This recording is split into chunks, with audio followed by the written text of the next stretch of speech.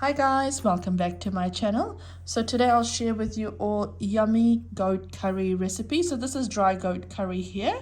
And you could have this as a chaser, you could have this with dal, rice, or with roti, or just on its own. There we go. It's so beautiful and so tasty.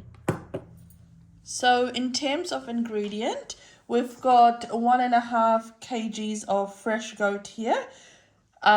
We've got 1 onion that I've thinly sliced here. I've then got ginger, garlic, and chili, and coriander roots as well. Do try them and let me know if you do try them in your curries.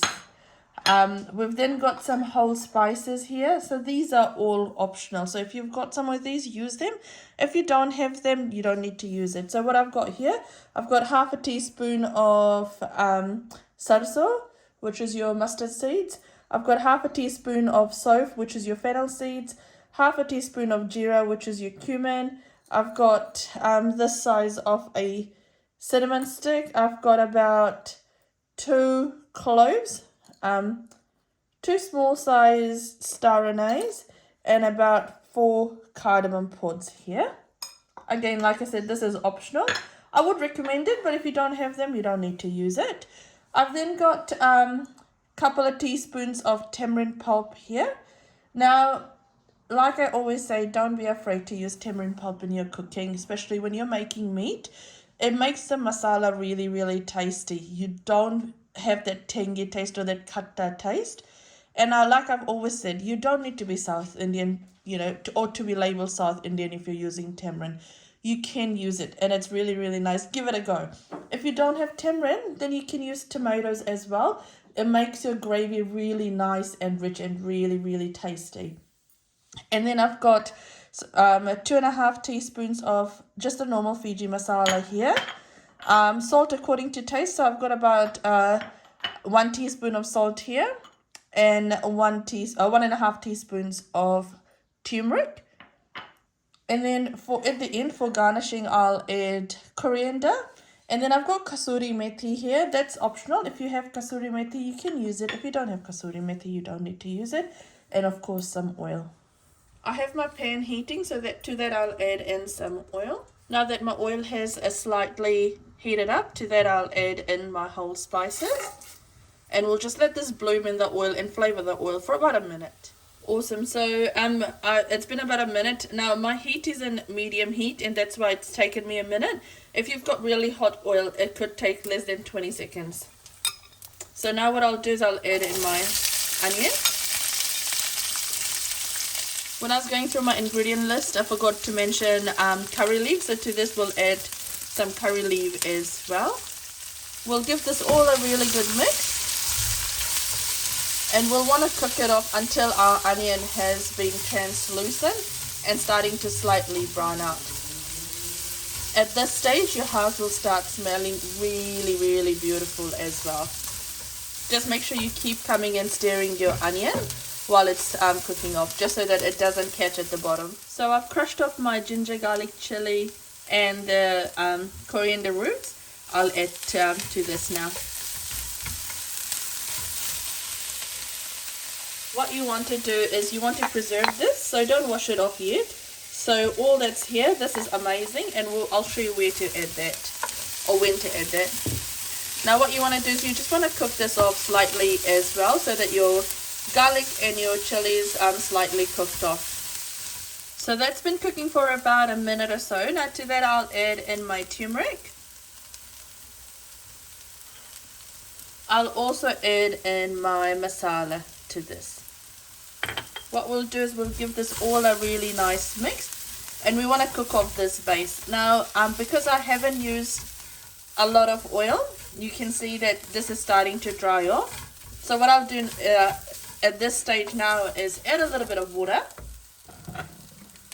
just to help me with the cooking process.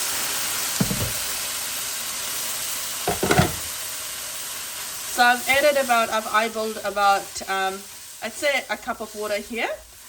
And you want to take your time with this. Now you want to really cook off your masala, because this makes the base of your curry. So you want this to be really, really nice. Now if you're using tomatoes, you could add that at this stage as well. You could also add kasuri methi at this stage as well and let that cook off nicely. There we go.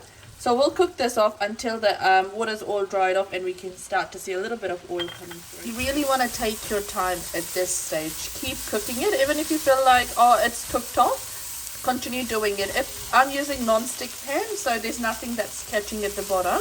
But if you are using a pan that things do catch at the bottom, just be a bit mindful of it. And if it does start catching at the bottom, add a little bit more water, probably like a splash of water, and cook off your masala. Awesome, so my masala has cooked off really nicely. Now because I have used less oil, we can't see that huge amount of oil separating on the sides here. But I've been cooking my masala for about 10 minutes now, and yeah, that's fully cooked. So to that I'll add in my goat meat now.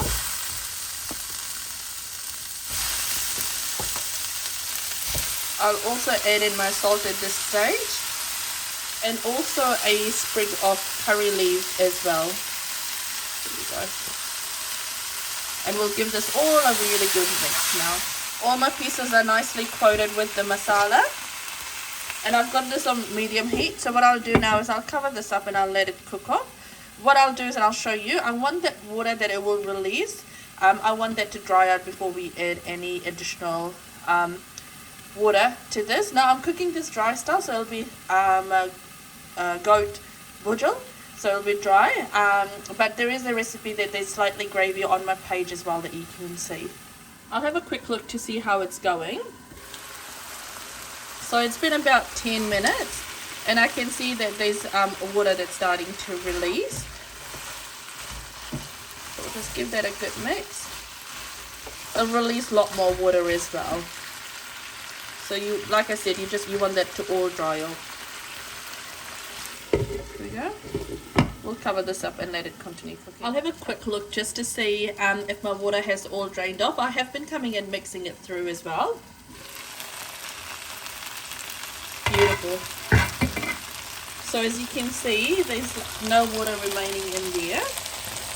So that's all cooked off nicely now. So what I'll do is I won't add any water yet because I want this to all fry off nicely, and this is a really crucial stage as well. This will really help build on that flavor as well. So this has been frying up for about 10 minutes now, and you can see there's specks of brown in my meat. So my meat's definitely browned off with the spices, and it will end up tasting really good. Now what I'll do is I'll add in my garlic, ginger and chilli, the mortar and pestle, whatever was remaining. I'll add that in here.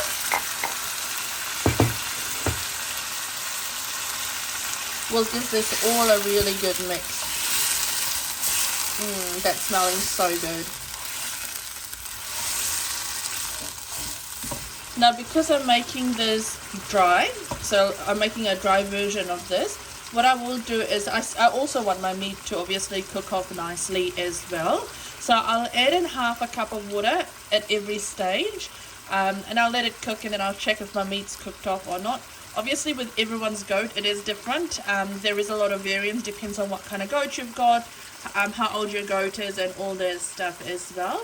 So this goat, it tends to cook off really quickly as well, but the whole process will take me another half an hour now to cook this off. So there's already enough water in there, but what I will do as well, just to help me,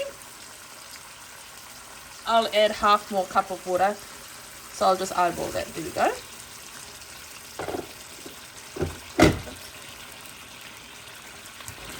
We'll give this all a really good mix, and I'll let this cook off. Now for me it will take a long time to cook as well, because my meats are big pieces as well. So although this meat tends to go tender quite quickly, because I've got big pieces in there, it will cook. It'll take a little while to cook as well, but that's okay. The longer it cooks, the more flavor it is as well. So there we go. We'll cover this up and just let this cook in low heat now. We'll come and keep checking up on this just to see how it's going. You don't want anything to catch at the bottom and for it to burn as well.